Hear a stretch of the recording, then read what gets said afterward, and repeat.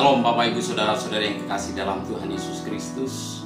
Puji nama Tuhan, kita masih bisa memuji, memuliakan nama Tuhan. Kita masih bisa beribadah meskipun dari rumah kita masing-masing.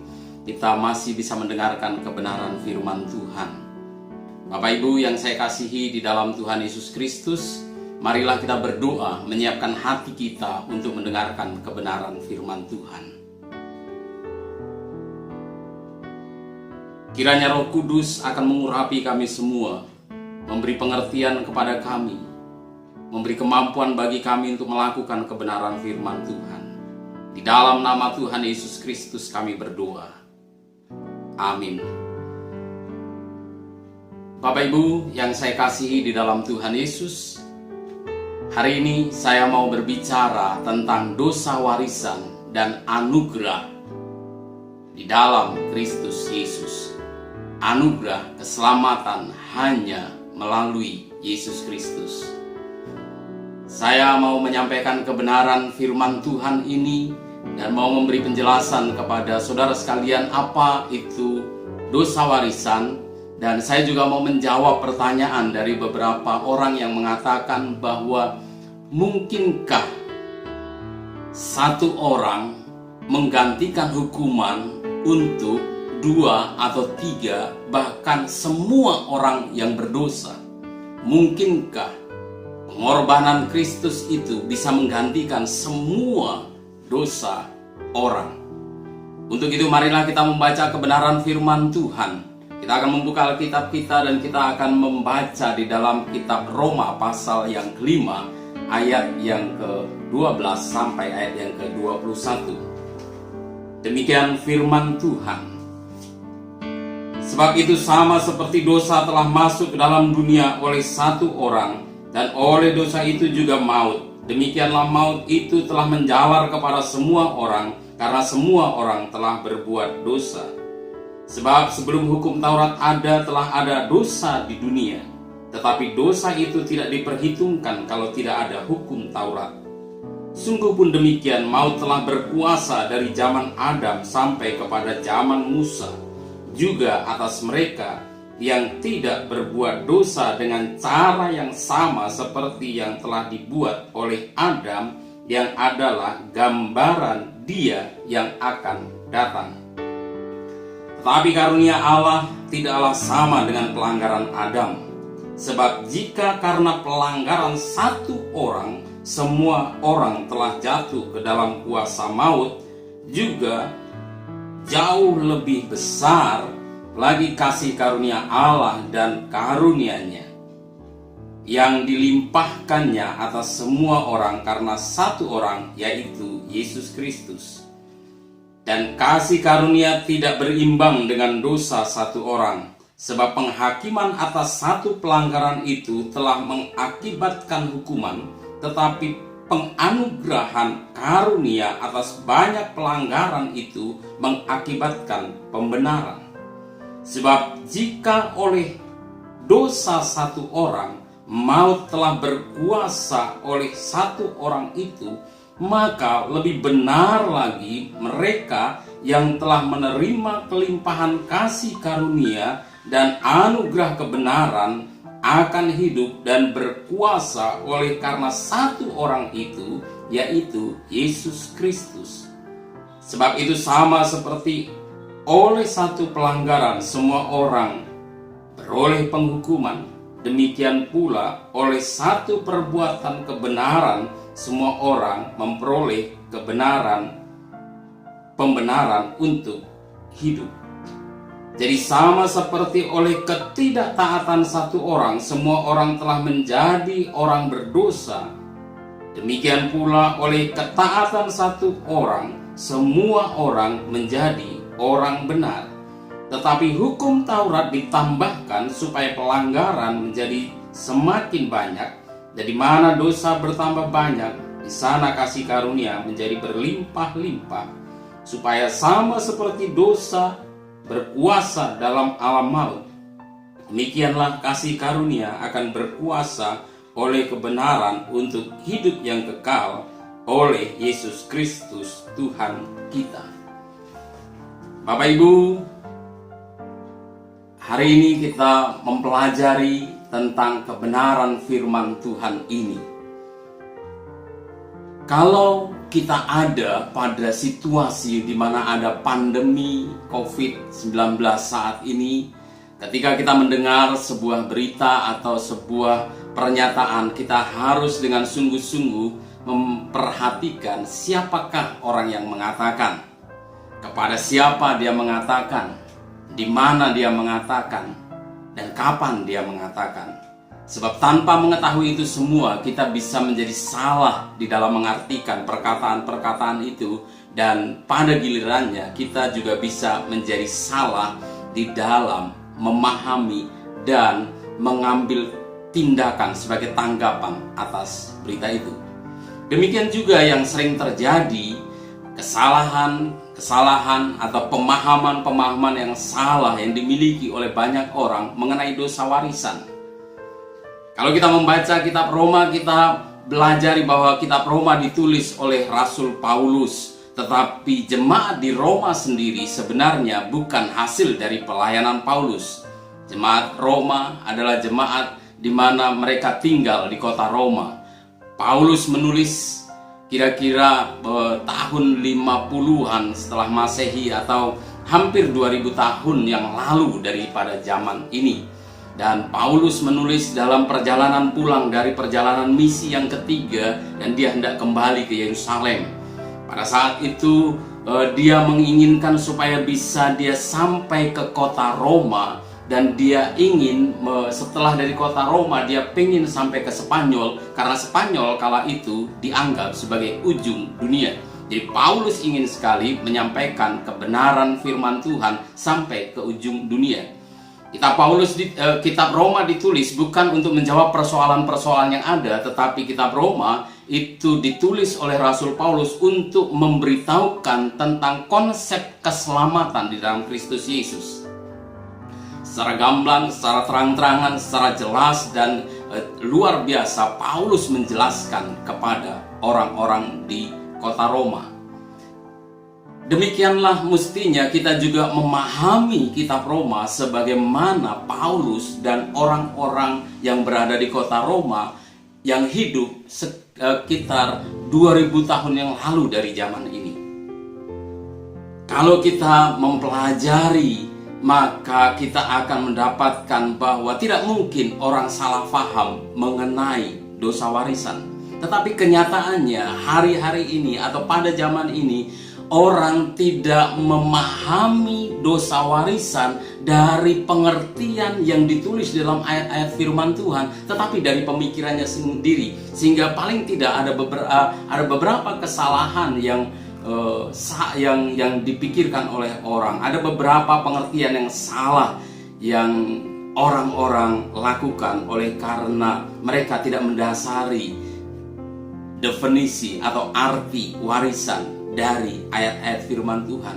Beberapa di antaranya, yang pertama, ada orang berpikir, ada orang yang salah paham tentang dosa warisan. Mereka mengatakan bahwa jika ada orang yang berbuat dosa, maka anaknya dan keturunannya akan menanggung kesusahan dan hukuman. Di dalam kitab Keluaran dikatakan bahwa Allah akan membalaskan kejahatan orang tua kepada keturunan yang kedua, ketiga, dan keempat. Dalam firman Tuhan dikatakan, jangan membuat bagimu patung yang menyerupai apapun yang ada di langit di atas, atau yang ada di bumi di bawah, atau yang ada di air di bawah bumi. Jangan sujud menyembah kepadanya atau beribadah kepadanya, sebab aku, Tuhan Allahmu, adalah Allah yang cemburu, yang membalaskan kesalahan bapa kepada anak-anaknya, kepada keturunan ketiga dan keempat dari orang-orang yang membenci aku. Itu dimaknai sebagai kebenaran bahwa orang tua yang berdosa tetapi kemudian anak-anaknya mendapatkan penghukuman dari Tuhan. Pemahaman itu tidak benar. Pemahaman itu juga berkembang pada zaman Yeremia. Dan Yeremia mengatakan di dalam Yeremia pasal 31 ayat yang ke-29 dan 30 dikatakan, pada waktu itu orang tidak akan berkata lagi, ayah-ayah makan buah mentah dan gigi anak-anaknya menjadi ngilu. Melainkan setiap orang akan mati karena kesalahannya sendiri. Setiap manusia makan buah mentah, giginya sendiri menjadi ngilu. Di masa yang lain, Nabi Yehezkiel dalam kitab Yehezkiel juga mengatakan, ada apa dengan kamu sehingga kamu mengucapkan kata sindiran ini di tanah Israel? Ayah-ayah makan buah mentah dan gigi anak-anaknya menjadi ngilu. Demi aku yang hidup, demikianlah firman Tuhan Allah, kamu tidak akan mengucapkan kata sindiran ini lagi di Israel. Sungguh, semua jiwa aku punya, baik jiwa ayah maupun jiwa anak, aku punya. Dan orang yang berbuat dosa itu yang harus mati. Ketika Musa berdoa untuk bangsa Israel yang begitu berdosa, melawan Allah, melakukan penyembahan kepada anak lembu emas, kemudian Musa di dalam doanya mengatakan, bangsa ini telah berbuat dosa besar, sebab mereka telah membuat Allah emas bagi mereka. Tetapi sekarang kiranya engkau mengampuni dosa mereka itu, dan jika tidak, hapuskanlah kiranya namaku dari dalam kitab yang kau tulis.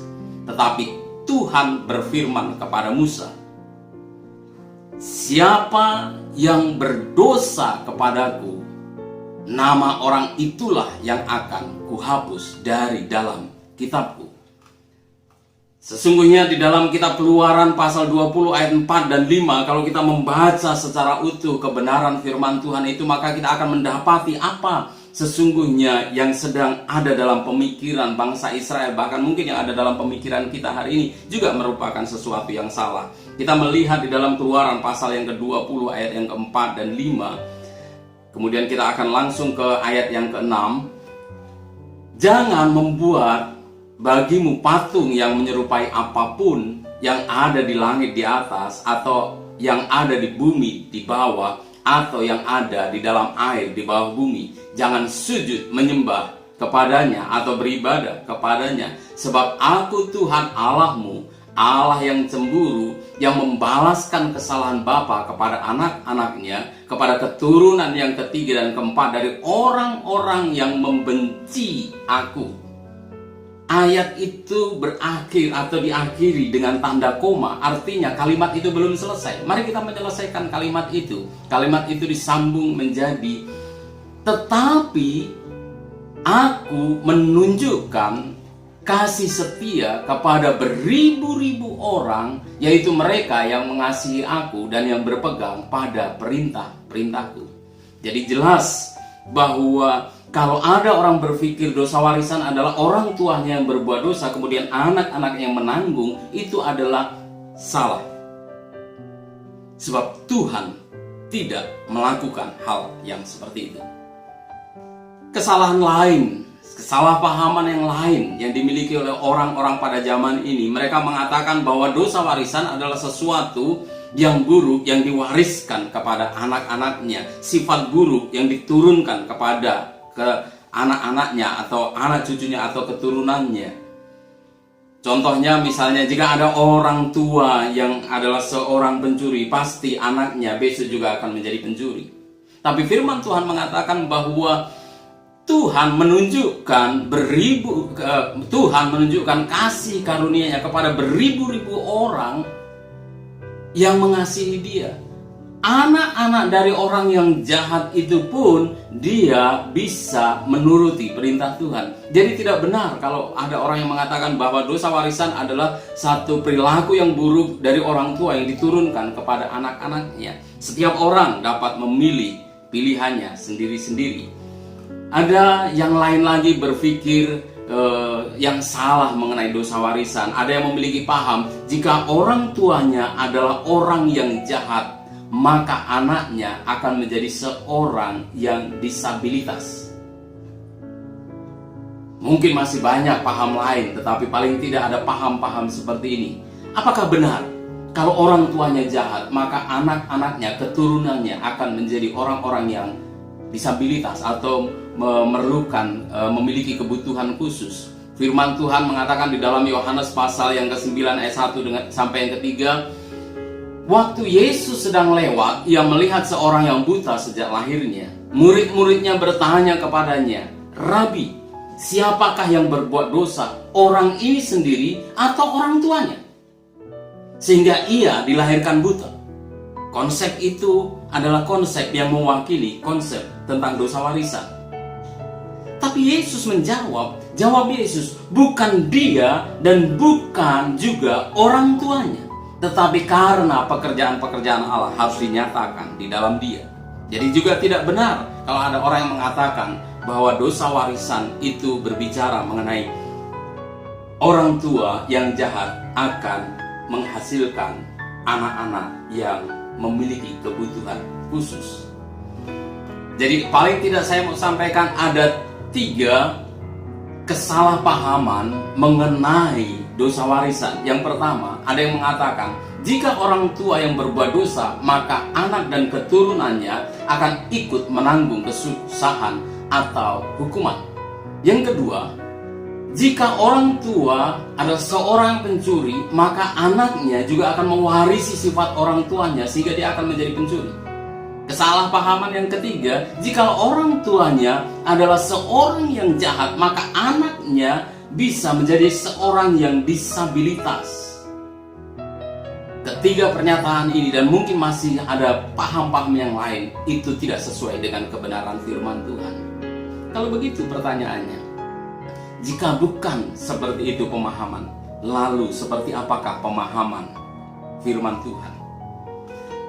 Mari kita membaca di dalam kitab Roma pasal yang ke-5 ayat yang ke-18. Sebab itu sama seperti oleh satu pelanggaran semua orang beroleh penghukuman, demikian pula oleh satu perbuatan kebenaran semua orang beroleh pembenaran untuk hidup.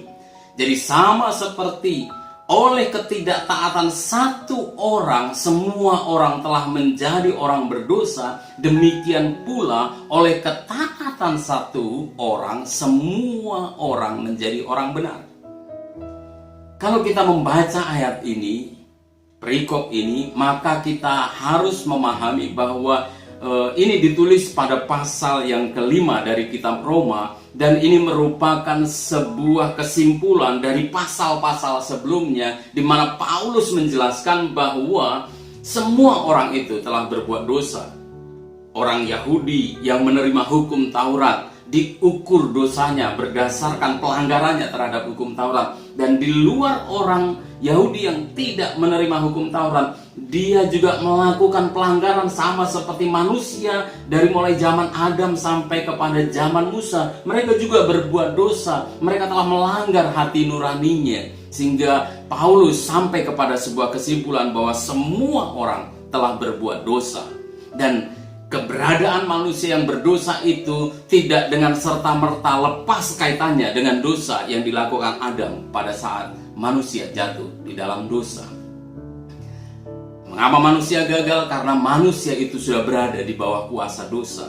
Ketika Adam berbuat dosa, Adam membuka pintu bagi dosa untuk masuk ke dalam dunia. Demikian juga maut, dan manusia berada di dalam kuasa maut, sebab dosa itu menjalar kepada semua orang dan semua orang berbuat dosa.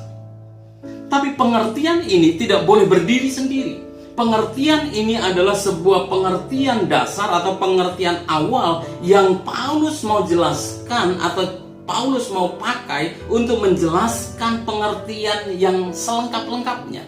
Jadi pengertian bahwa karena dosa Adam maka dosa masuk ke dalam dunia berkuasa, kemudian semua orang berbuat dosa, itu tidak boleh berhenti sampai di situ, tapi kita harus melanjutkannya. Apa kelanjutannya? Firman Tuhan selalu mengajarkan kita untuk menjelaskan bahwa melalui Adam dosa masuk. tetapi melalui Yesus Kristus, melalui perbuatan kebenaran Yesus, melalui pengorbanan orang yang benar itu, kasih karunia juga masuk ke dalam dunia. Sesungguhnya tidak bisa dibandingkan karena dosa itu telah diperbuat oleh manusia, tetapi kasih karunia Tuhan itu berlimpah-limpah, jauh lebih besar, jauh lebih tinggi, jauh lebih luas daripada dosa yang telah diperbuat manusia. Namun pun demikian, paling tidak ini bisa memberikan gambaran bahwa yang disebut dengan dosa warisan adalah bahwa melalui satu orang dosa masuk ke dunia dan menjalar kepada semua orang. Demikian kasih karunia Tuhan yang besar itu juga masuk ke dunia atau kepada semua orang yang percaya kepada Yesus melalui kebenaran yang Yesus lakukan. Jadi pengertian dosa warisan adalah berbicara tentang melalui Adam dosa masuk, melalui Kristus kebenaran masuk. Jadi Bapak Ibu Saudara-saudara yang kekasih di dalam Tuhan Yesus, kalau begitu bisa dikatakan bahwa satu orang benar dapat menjadi korban untuk seluruh dosa dunia. Karena dosa dikaitkan dengan dosa Adam, kebenaran dikaitkan dengan kebenaran yang Kristus perbuat dan pengorbanan Kristus di atas kayu salib. Bapak Ibu Saudara yang kekasih di dalam Tuhan Yesus Kristus, dari penjelasan ini kita dapat memahami bagaimana Allah memandang bahwa melalui satu perbuatan kebenaran semua orang memperoleh pembenaran untuk hidup, yaitu melalui ketaatan satu orang, Yesus Kristus. Pengorbanan Yesus ketika Yesus menjadi manusia dan taat sampai mati di atas kayu salib memberikan jalan bagi Tuhan untuk menganugerahkan kebenaran kepada semua orang yang percaya kepada Dia. Jadi kesimpulannya Bapak Ibu Saudara yang kekasih di dalam Tuhan Yesus Kristus, dosa warisan harus dipahami bahwa seperti dosa masuk ke dalam dunia melalui satu orang, yaitu Adam, demikian juga maut.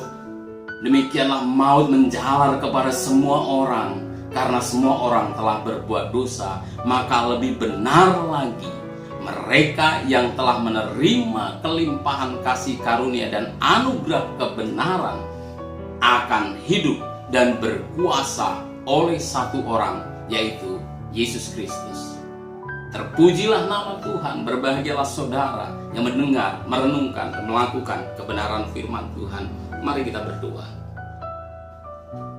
Allah kami yang di surga, kami menyadari bahwa kami dilahirkan, kami hidup di tengah-tengah keberadaan manusia yang berdosa, dan kami berada di bawah kuasa dosa sehingga kami menghasilkan perbuatan-perbuatan dosa. Itu terjadi karena kami memiliki hubungan solidaritas dengan Adam, tetapi kemudian kami mendapatkan kebenaran yang lebih luar biasa dari itu, bahwa melalui kebenaran Kristus maka kami juga mendapatkan anugerah kebenaran ketika kami percaya kepada Tuhan Yesus. Maka pada saat ini Tuhan, ajar kami untuk terus percaya, ajar dan tolong kami untuk menjalani kehidupan dalam kepercayaan kepada Tuhan Yesus. Berkati setiap kami, sidang jemaat yang mendengarkan kebenaran firman Tuhan dimanapun mereka pada saat ini. Nyatakan kasih dan kemurahan-Mu berlimpah atasnya. Terima kasih Bapa yang baik. Di dalam nama Tuhan Yesus Kristus kami berdoa. Amin. Bapak Ibu Saudara-saudari yang kekasih di dalam Tuhan Yesus Kristus, mari kita berdiri bersama-sama. Kita akan menerima berkat yang dari Allah kita di surga. Mari angkat tanganmu di hadapan Tuhan dan terimalah berkat Tuhan. Anugerah dari Allah Bapa, keselamatan di dalam Tuhan Yesus Kristus, serta persekutuan di dalam Roh Kudus menyertai engkau sekalian dari saat ini hingga kekal selama-lamanya. Amin. Amin. Selamat hari Minggu. Tuhan Yesus memberkati. Salam. Haleluya. Puji Tuhan, kita sudah mendengarkan firman Tuhan. Dan kiranya firman Tuhan memberkati bagi setiap kita. Dan ini saatnya kita akan memberikan persembahan yang terbaik bagi Tuhan kita. Mari kita bersatu di dalam doa. Bapa yang baik dalam kerajaan surga, sebentar lagi kami mau memberikan persembahan yang terbaik bagi Engkau. Terima kasih buat penjagaan dan pelindungan-Mu sepanjang minggu ini. Dan kami mau memberikan persembahan yang terbaik bagi Engkau. Engkau memberkati setiap tangan-tangan kami yang memberikan persembahan. Biarlah Engkau memberkati pekerjaan kami, pelayanan kami, studi kami, dan segala aspek kehidupan kami. Di dalam nama Tuhan Yesus kami berdoa dan mengucap syukur. Amin.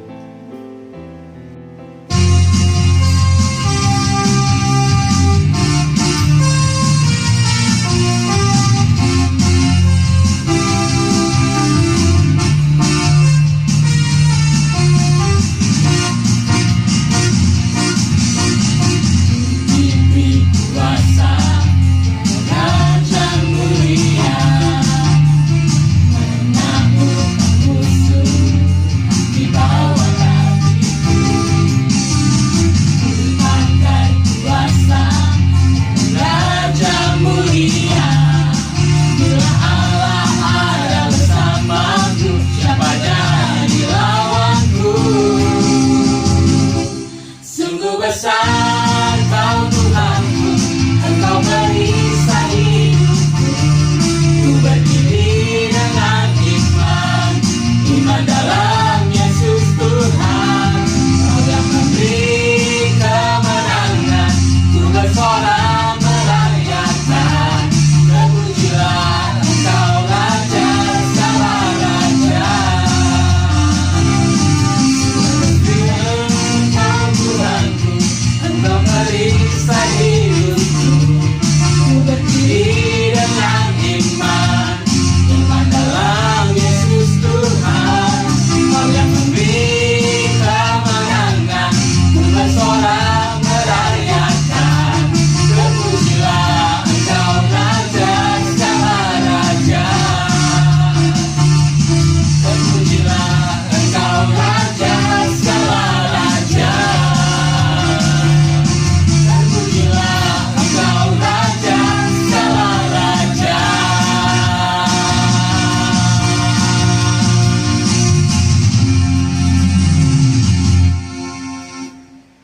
Tuhan Yesus memberkati kita semua.